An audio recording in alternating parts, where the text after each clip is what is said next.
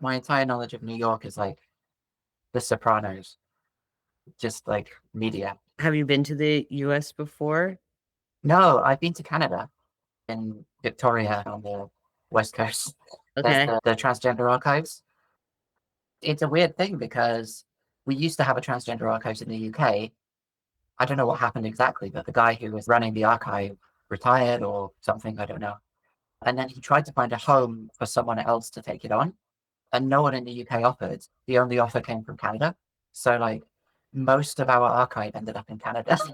That's really crazy. Yeah, I'm excited to talk. Are you cool if I jump into some of the questions that I have here and then Of we'll course. just see where it leads? Now, maybe I should tell you like this smallest bit about myself so I'm not some Yeah, random please do. stranger on a screen.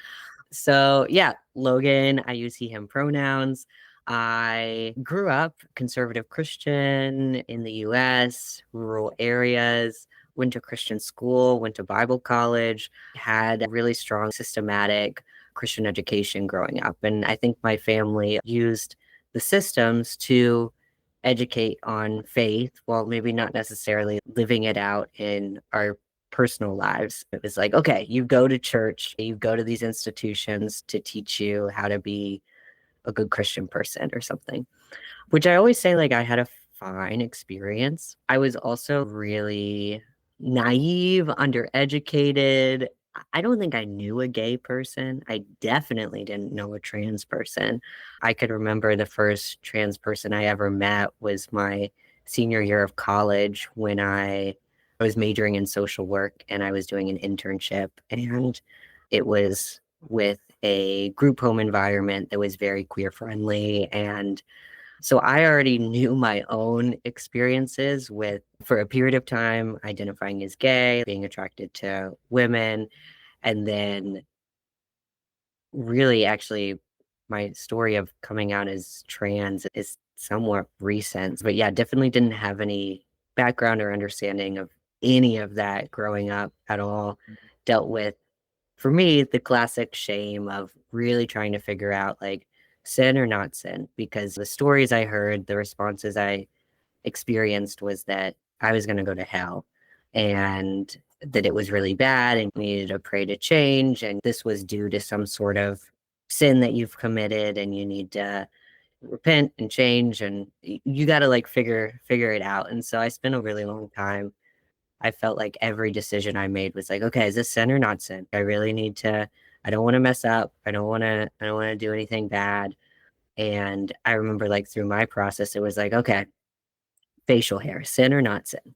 Not shaving my legs, sin or not sin? Just these things that I don't think people, when they think of trans issues and faith, that they probably think about. But that was how minute of things that I was very actively worried about.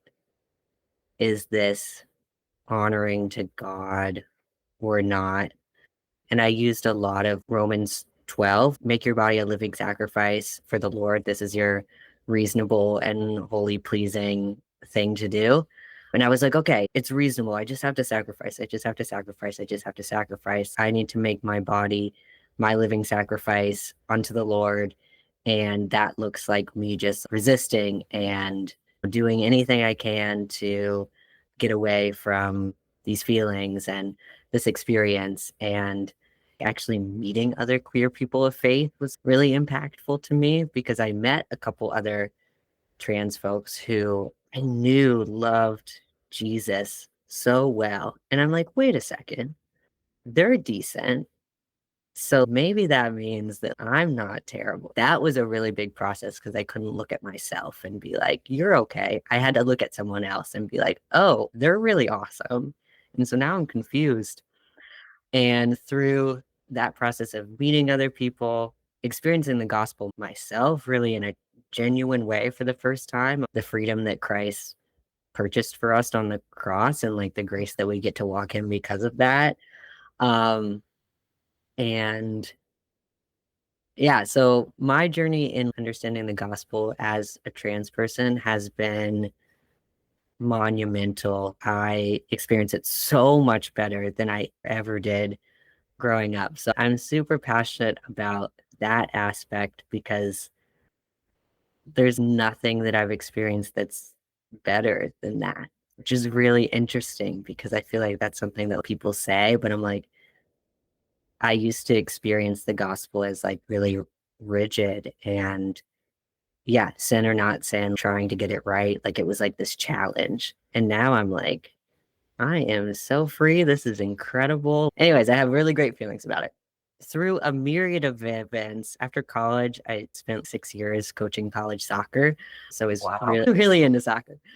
And then about a year ago, unfortunately, I faced some discrimination at my job, lost my job in a really challenging way. Had this chosen family unit that I had built up here in New York and just pretty much overnight moved to New York and didn't really know what I was going to do. It was really heartbroken. It was a very difficult time. And then one of the people that I lived with worked for Kaleidoscope. And I was like, can I just fold some chairs or send some mail? Like, I don't want to talk to anyone, but like, give me something to do. Let me like sweep something. And it was like from that to slowly discovering, hey, God has other aspects of my life that they can use. This story is actually really meaningful and it can be used in ways that are really impactful in my life and other people's lives. So it's been when you're dropped into something and you're like, oh, I didn't necessarily know I would be here, but it's good. And now I'm here. I've been working with Kaleidoscope for about 9 months. And right now, one of our big initiatives from this year was growing our trans programming and trans outreach. And we're in the process of making this trans resource page that, as you may know and experience, a lot of things are made about us, but not for us. Like, Yes. hey, Christian friends, here's why you should care about trans people, or here's how you can care for them in your church. And it's like the actual trans people, maybe there's not as much written to us. So the goal of this page is to be direct resources for trans people themselves who are exploring faith or maybe identify as Christian and want to grow in their faith or are wrestling with, can I identify as trans? I am a Christian, all those avenues wherever people fall. And so, one of the questions that we want to resource people in is why the gospel is good news to our community. So, that's my spiel. Wow. That's an Uh, incredible story. yeah. I'm excited to hear about yours too, because I'm sure it's a journey. In a sort of different way. Yeah. Okay. Can you share name, pronouns, a little bit about yourself and as much or as little as you want to share about your faith journey and managing kind of identities of transness and Christianity and faith? Sure. So yeah, I'm Rebecca Jane Morgan, pronouns are she and her. About myself, I'm a doctor of history and an author, currently living in Nottingham in the UK. Though I grew up in Gwent in South Wales, which is like a rural, post-industrial mix area. I didn't grow up with any religious upbringing at all. In fact, I grew up with pretty much no upbringing. Mm. Yeah, I had a very difficult sort of family life, and that left me searching anywhere, everywhere for belonging, the sense of being part of something. And unfortunately, that led to some not so good roots. Essentially, what I suppose in the US would be called Christian nationalism, which is just another word for racism at the end of the day. So, unfortunately, as a teenager, I was down that rabbit hole. And then I started to figure out that there was something quite different about me. Didn't really know what it was at the time. The first thing I thought it was that I was gay. That sort of over time unraveled some of those horrible things that I'd been taking in. And throughout my time in that group, like most Christian nationalists, I never knew anything really about Christianity or the Bible. It's not about that, it's about using it as a weapon. So that was where I was. And then I went to university, and that was my first experience of being like out of that sort of environment that I'd grown up in. And obviously, like many universities, it's all very eclectic and very mixed. And I stuck out like a sort of a sore thumb because I was very uncultured, and I still am. I understand that. People will say something like some pop culture reference, and I'm like, how do I live in the same exact world as yes. you? And I know none of them. So I get that. I watched a documentary last night, as yesterday was the Trans Day of Remembrance, and the show is called Major, and it was exceptional. But I didn't grow up with any education around Black trans activists. So I understand the being thrown into the deep end a little bit.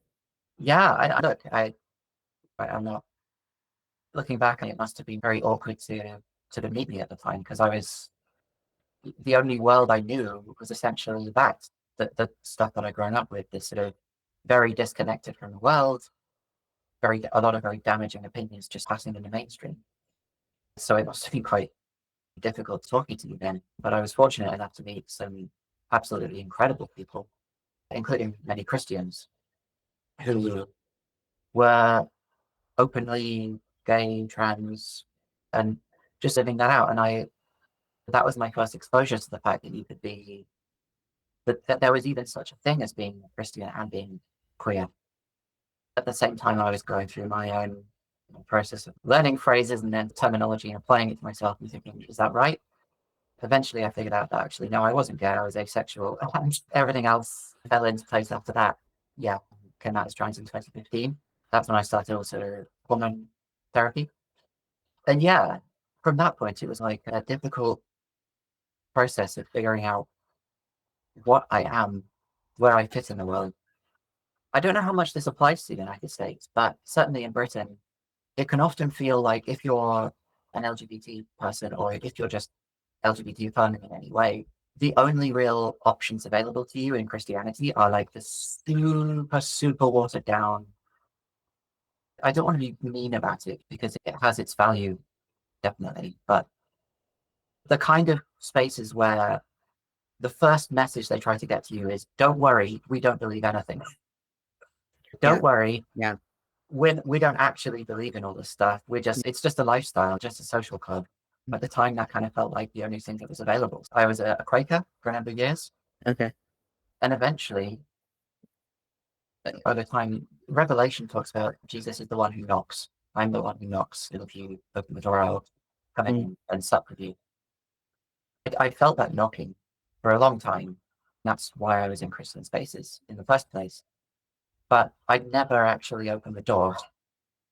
And then when I was just having an incredibly sort of difficult period with my mental health, I just decided, whatever, okay, I'll open the door a little bit and quickly figured out that there is no a little bit. And so, yeah, then I found myself in that strange situation of being in a Christian space, but seemingly the only person who actually believed in Jesus, in a personal Mhm. relationship with God and a Savior. Long story short, that's what led me into thinking, just because I'm trans, does that mean that I should not be able to have access to a faith community that actually believes what I believe about God, about all the important things? I just thought, sod it. I don't think it should. So that's where I am now still. Go to evangelical church every week. I've got very fantastic friends in the community and chosen family, which has changed my Mhm. life. Yeah, I have this kind of recurring lesson that God keeps trying to teach me, and I never take it in because I'm very thick skulled, which is, God, why don't I have a family?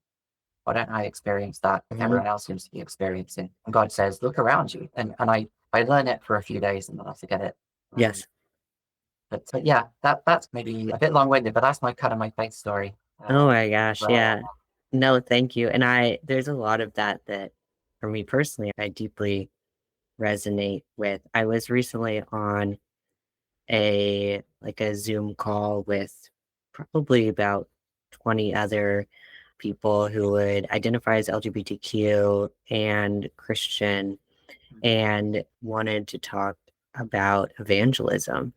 And so many in our space feel like, okay, as a queer Christian or as a trans Christian, it can be easy to, what's that phrase they use that I don't really love? Throw the baby out with the bathwater. And that has evangelical spaces or has the gospel been used for harm? Yes. Yes, 100%. Yes, it's still used for harm. Like Mhm. 100%, that is an experience that is so valid.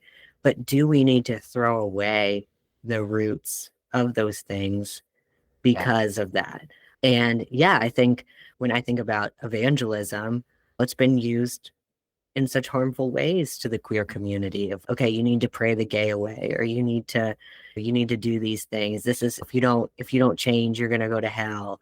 But the root of evangelism and sharing the good news of the gospel is still good.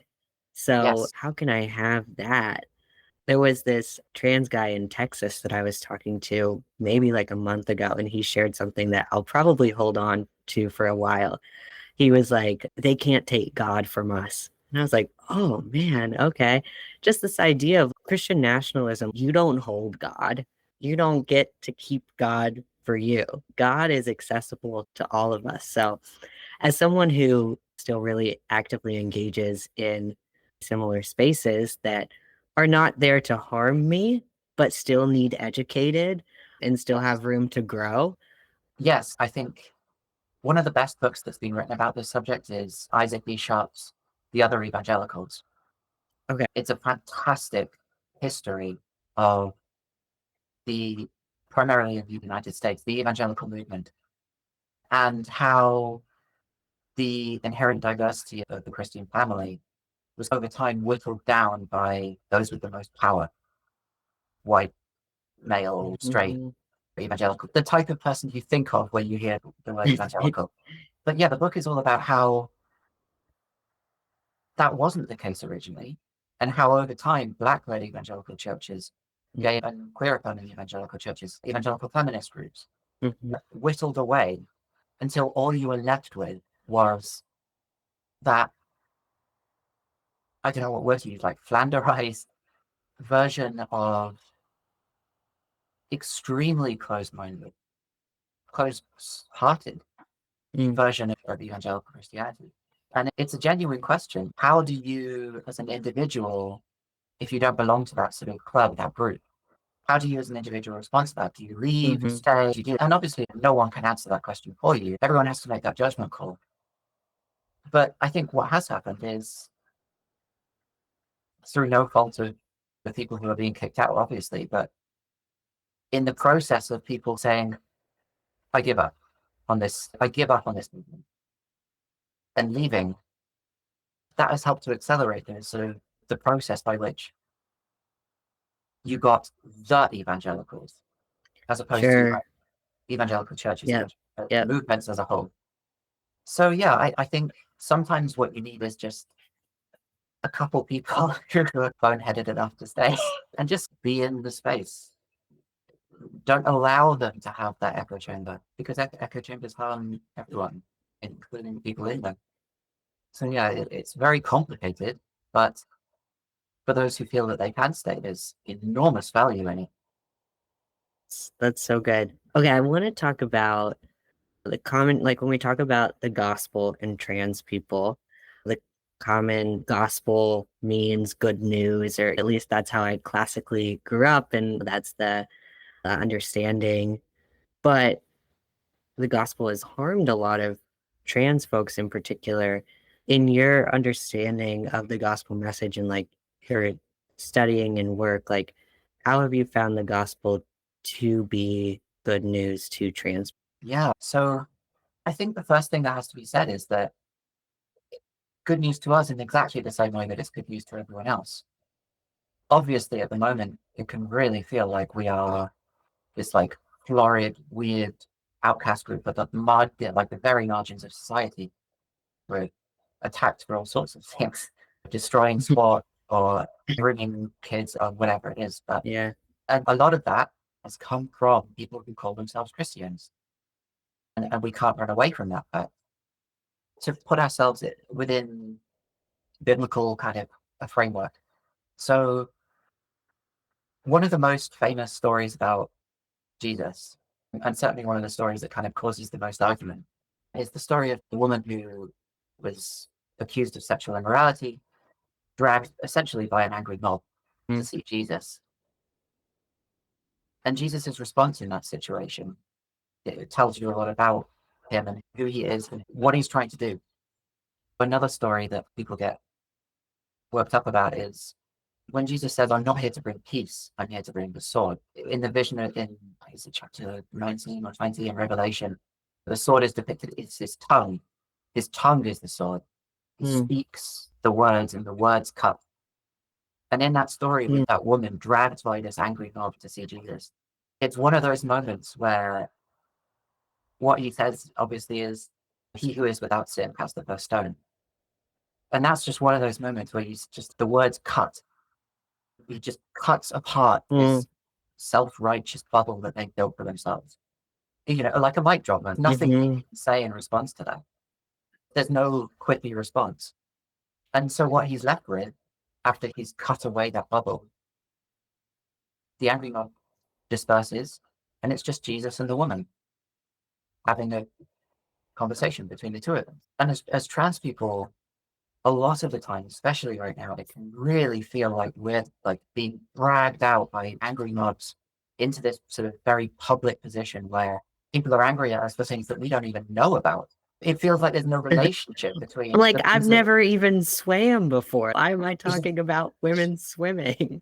Yeah, like, why am I being accused of causing, what's her name, Riley Gaines to, what did she do, type a fifth or something? Yeah, I'm sorry for that. I did that. But yeah, it feels like we're the ones being dragged out. But I think there's immense good news in the fact that Jesus always, at all times, in all places, is cutting through the noise of what people say about us. As trans people or as any people, he's cutting through that noise and just getting to who you are. He sees who you are, what you are, and why you are, in a way that even we don't know. He knows it better than we know ourselves.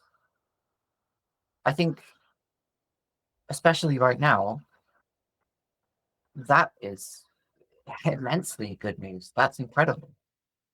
The fact that we have a God who doesn't just listen to what the angry mob is saying and will cut through that noise is, the gospel is the same for every person ultimately.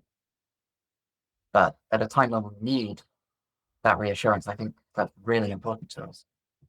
Yeah, I've been trying to come up with it, and it's like slowly came to me as you were talking and sharing. I believe the scriptures, the words or the gospel is a double-edged sword, cuts through bone and marrow. The idea that, oh my gosh, Jesus comes with a sword, there's this double-edged sword that is trying to cut through me. But I have to remember that Jesus is good. So whatever this is, it's not to bring harm. So I can like know that as like a base. And yeah, that like the words are striking, that they cut through people's intentions and actions. And that is the gospel message of it. It allows people to be seen as beloved by God, which is really wonderful. Absolutely. So one thing at Kaleidoscope that we do, and you actually talk about this a little bit, and you use this word that I cannot pronounce, so we'll see if it comes up, of the decentralizing of the why. A lot of people in conversations that are had about trans people and not for trans people, it's okay, let's figure out if scientifically, if somehow we can figure out exactly why this is the case for all people at all times. And then if we can figure that out, we can decide if we like care about these people or not.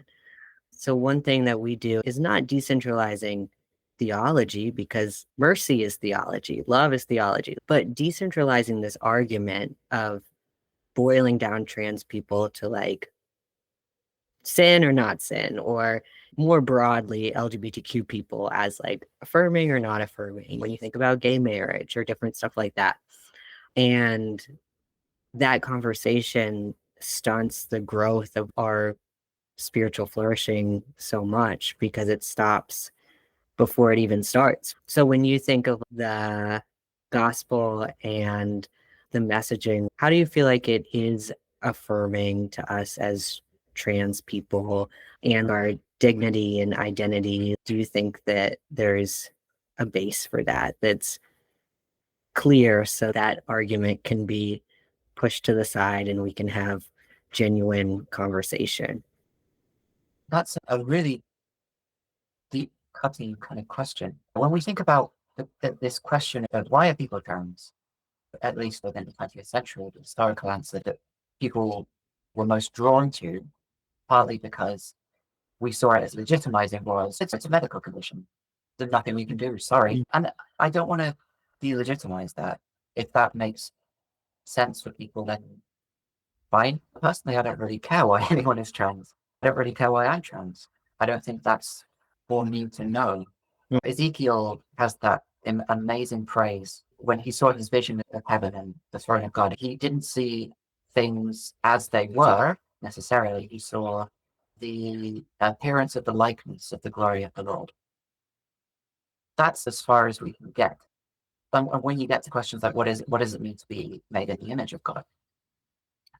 What is God? You're getting into questions that I don't think we are really equipped sorely to know how to even begin to answer that question. Other why questions are from the first 5 words of the English Bible. In the beginning, God created. Why? If God is perfection, why create anything? But he did because he is a God who loves. Because he's a relational God. He made us to be loved and to love ourselves. So yeah, when we talk about these like questions of why, there's always that temptation to try to come to the conclusion. If only I can come up with this really simple bombshell kind of sentence. This is why people are trans, and this is why you should accept them. I really wish I could do that, but I don't think we can, and I don't think we should even try, because ultimately, I have no idea. You and I, we can talk, but I can't get inside your mind, inside your soul. That's not for me. God does that. So the problem we're always facing is that the arguments against us are very pithy and seem compelling on first glance, as long as you've got no personal experience of it, as long as you're completely ignorant when you hear them. Yes. But there is no like equally witty response.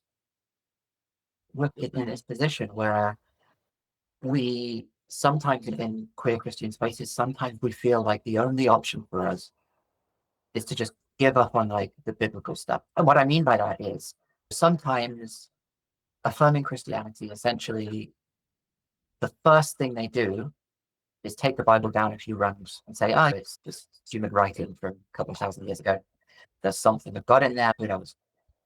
So they take it down a few pegs in order to not have to face those very pithy biblical clobber passage responses to homosexuality or being trans or any of that. But the fundamental thing that drives me to write and think about this subject is, why are we running away from them? No one wins or loses arguments on the Bible. That's not really how it works. But we can certainly push back a lot more than we are. And I really get frustrated when some sort of trans spiritual leaders take the easy road on, I just discard the Bible, all of the difficult passages, we're not going to bother talking about it.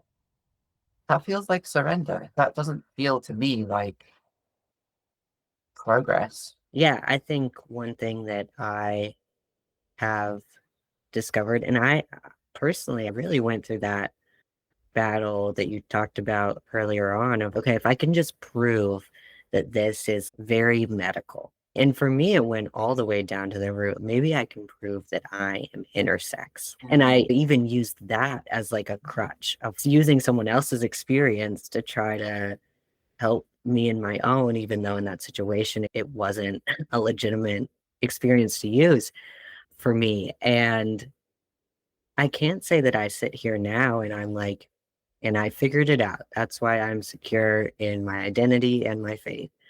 Yet, I'm secure in my identity and my faith. There's this book that I enjoy. I don't know who it's by, but it's called The Sin of Certainty. And it talks about the most difficult and troubling sin choice we could make is to assume that we are certain about everything, because then we remove faith and therefore we don't have faith in Jesus Christ anymore, because it's this idea that I need to be certain about everything. That actually negates the whole point of belief and faith and there being a God that creates and is bigger than my understanding. But I definitely understand that battle. Some evangelicals or just people in general, or folks who aren't in connection with trans people at all, are trying to prove. But I've done it to myself too. And I think a lot of us do it to ourselves of, okay, if I can prove, then I can tell them, then I can stand up in church, then I can go and do this because I'll have a good answer for them too. And like you said, nobody really wins these arguments. They go both ways. We don't get certainty in every area of life, nor do people who think very differently or at times harm get certainty in that either. And so when we spend so much time on that question and idea, we could waste our whole life on that. We could waste our entire life trying to figure out something that at the end of the day, maybe you'll figure it out for you. Probably won't, but maybe you will. But it's not gonna mean much of anything. Great, you figured it out. But what do I do now? Is there some sort of reward? Yeah. There's an expectation. Trans people and queer people in general face this expectation that straight people and cis people don't face in churches, which is we're asked to explain the elemental parts of who we are, why we are. We're expected to do this like mental theological labor that nobody has ever been able to do successfully. And our acceptance depends on our ability to do the impossible. Mm. And that's one thing I wrestled with a little bit when I was writing the book Gender Heretics, which is essentially just a history of the relationship between evangelical politics and trans politics. One of the faith leaders that I talked to here in Nottingham asked me, okay, so you've spent a lot of time talking about what trans isn't. Now, can you tell me what it is? And I thought, yes, that's an obvious kind of question to ask, but I have no idea. It's not the kind of question that can be answered. At best, it's the kind of question where the answer unfolds over time. But the point I was trying to make in the book is that you have to hold space for, it's an argument for holding space for people to, in their own time, explain their own experiences if they want to. They don't have to. Rather than jumping to these sort of really silly theological arguments, which have often permeated evangelical spaces when it comes to trans issues.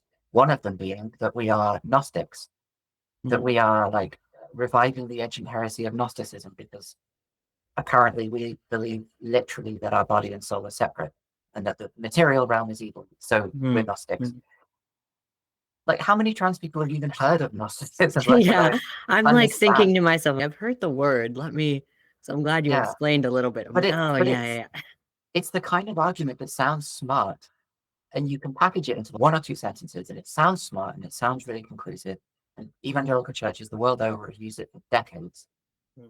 But it's using Gnosticism in the same way that you use a word like Stoicism or cynicism, which have nothing to do with the Stoical or cynical Greek traditions. They're just super, super compressed expressions of a really basic idea. So they sound smart, but the process of undoing them is so complicated.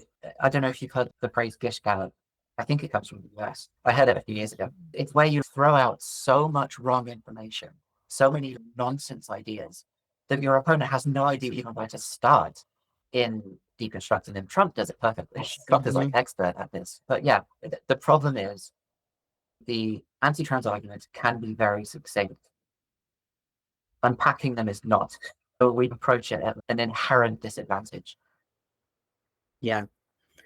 There's so many things here that in my life, they are not talked about enough at all. And so, as someone who does participate in the evangelical church and some of these spaces that have historically been very harmful, I still hit that crossroads of, okay, maybe in my experience, there's not active harm happening in my life, but I also can't go to church and necessarily say, hey, could you pray for me as I prepare for top surgery?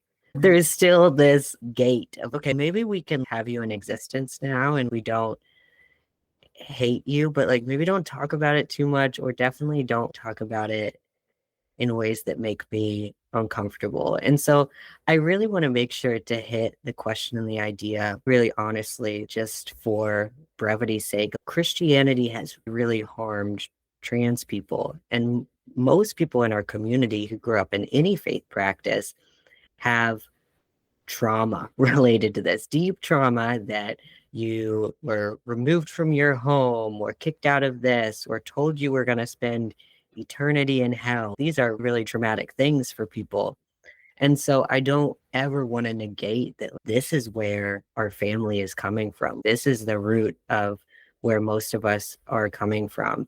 And so if anyone needs the healing of the gospel, it's trans folks. So when you think of how the gospel can specifically be healing and liberating to trans folks in light of the baggage that most all of us carry into this, what kind of healing principles do you think are really valuable? Yeah, absolutely.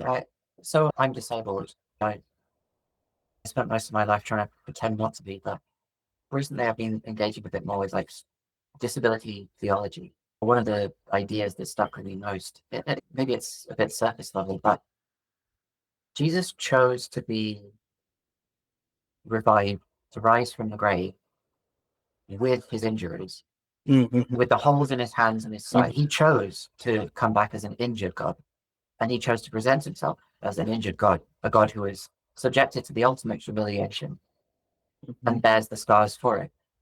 I think there is immense liberation in understanding that perfection doesn't mean no suffering. The idea that there was no suffering in Eden is probably not correct. I mean, if hunger exists, then that could be called suffering.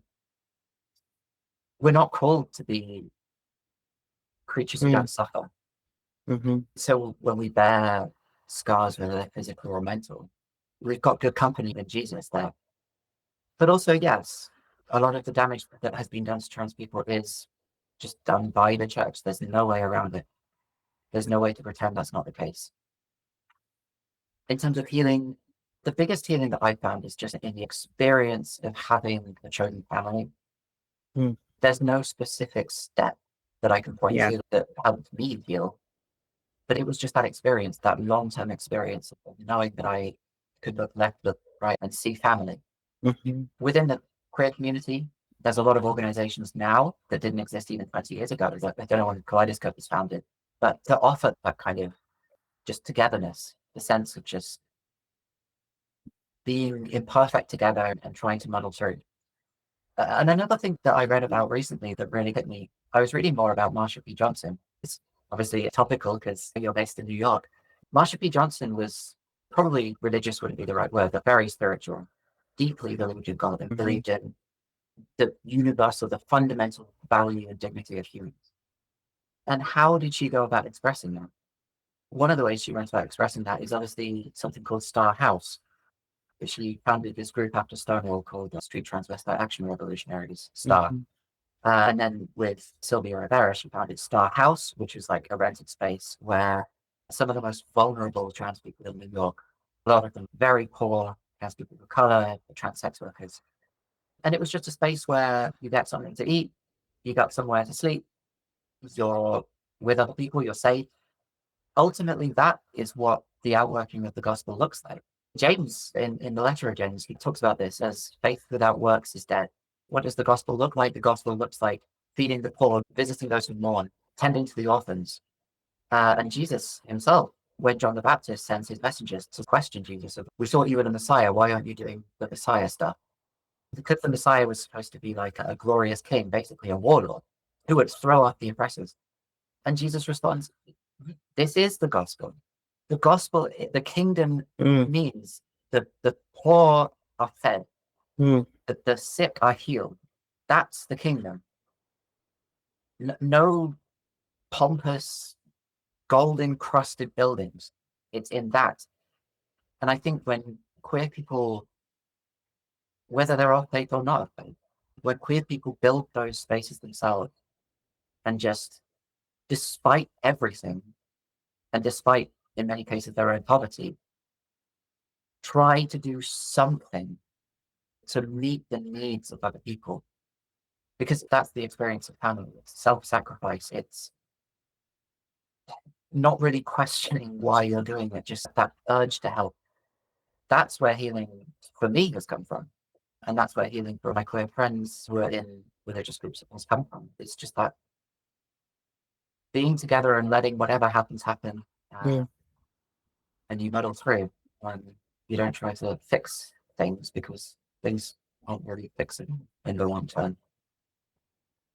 As we were starting to talk, we're involved in these Christian spaces, but we don't actually know the Bible. We don't actually know the gospel. I was talking to another trans person probably a couple months ago now, and he had just gotten a new job in New York that was quite lucrative. And it was the first time in his life where he knew he was going to be making more than enough. It wasn't going to be paycheck to paycheck.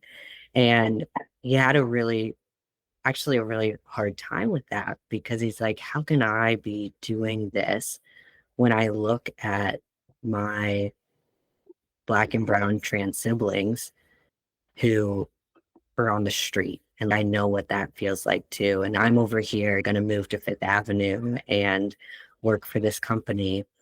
And we talked about how capitalism and the gospel are put together and how he was someone who had been a part of sex work community and how hatred to sex workers and the gospel have been put together. And all these things have been meshed together.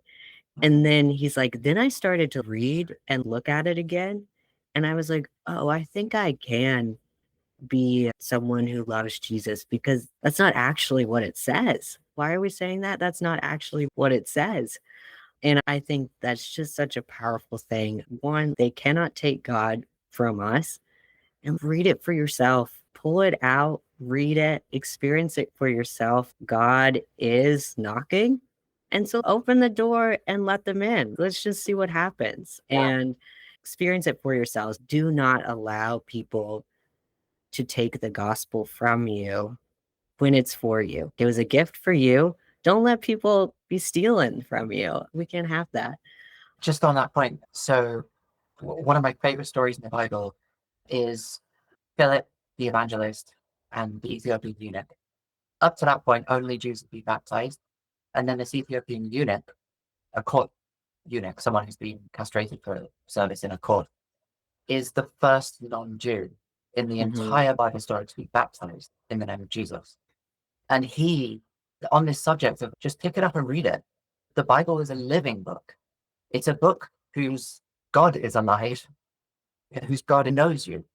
And so this eunuch was traveling along the Gaza Road back down to Ethiopia. He'd been to Jerusalem. And he's reading Isaiah. And he's reading, I think the passage is Isaiah 53, which is talking about God's coming savior for mankind. Like a sheep, he was led to the slaughter, and like a lamb before its shears. He's reading this story. And then an angel of the Lord comes to Philip and says, go down to Gaza. Doesn't say why, just go down to Gaza. So he does. First thing he sees is this Ethiopian eunuch in his carriage reading this scroll. And Philip explains this to him. I think a really fascinating thing about this, and something that I've been thinking about for years at this point, is the fact that in that part of Isaiah, you're what, 2 chapters away from the infamous verse about God having a room for eunuchs in his house. This message of acceptance, I have a place for you in my kingdom. It's almost like God is saying through Philip, as this Ethiopian eunuch is reading, it's almost like God is saying, I want to finish this story myself. Like, you could get to the part of the story that tells you this. I'm gonna come and finish the story myself. Yeah. And you're gonna be part of my family, you're gonna be at my table. That is the kind of breakthrough experience that God wants for people. And we call them God coincidences, that they're like a confluence of things that just all come together to make this incredible moment that the Ethiopian eunuch, Philip, God telling Philip, the angel, all these things come together to create this mind-blowing revelation of who God is. He's a God who saves. He's a God who loves. He's a God who loves you. He's a God who loves the outcasts. The eunuch goes and gets baptized instantly. There's no messing around about, are you living the life? You've got this thing going on in your life, the trans thing. I'm not sure if that's really, none of that. Just, here it is. You're accepted. You've got a room in my house. Gets baptized. End of. That's it. Yeah. I love that passage where the eunuch literally says, "Is there any reason that I can't get baptized right now?" They brought up, "Hey, there's no reason that I shouldn't." They were like, "Yes, please, I want to do this." And I think now we have, as trans people, an avenue and an ability to experience the gospel. But there's also this kind of demand or challenge for the church to say, no, there's no reason that you can't be. And I Yes. think there is still, unfortunately, that huge gap in a lot of spaces where people are not responding as Philip responded. And that's a struggle. It's going to be a struggle. And like, I pray for the day when it isn't. But that is the message to the church or faith bodies. Can we respond like Philip and say, nope, no reason, let's do it? Yeah. One of the amazing things about the story is just the fact that it's in our fallenness that we are baptized. It's in our, I haven't really used the word because it gets overused so much. In our sinful state, we get baptized. We don't become perfect and then get baptized. That's not how it works. Jesus didn't come to save the righteous, he came to save the sinner.